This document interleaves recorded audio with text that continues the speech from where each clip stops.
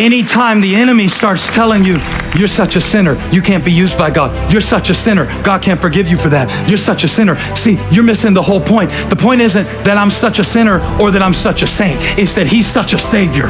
He's such a savior. And so when the enemy starts beating your brains out with these rubber rocks, when the enemy starts throwing stuff at you and hurling it, and there's verdicts in your head, you say, yeah, I'm such a sinner. I'm not here because I'm such a saint. I'm here because he's such a savior.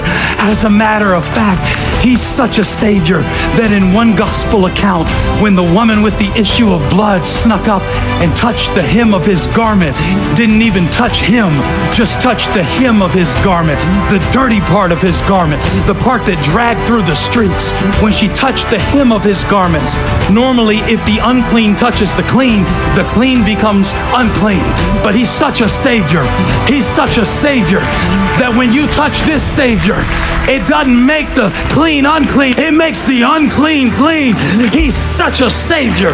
He's such a savior that when he got to the grave and it was 4 days into Lazarus' death, he had to call Lazarus by name because there was so much power in his word that if he had just said, get up, every dead body in Jerusalem and Bethany would have got up out the grave because he's such a savior.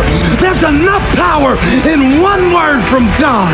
And he is such a savior that one drop of his blood can make the foulest clean. He's such a savior that when the thief on the cross turned to the man in the middle and said, I know I don't deserve it. I know I've wasted so much time. I know I deserve to be up here and you don't. But would you remember me? I don't even know who you are yet. I don't even really get it yet. But would you remember me? And he said, today you'll be with me in paradise. So I'm telling you today, the power of my testimony and the power of my confession and the power of my thought and the power of my overcoming and the power of my victory is not that I'm such a saint.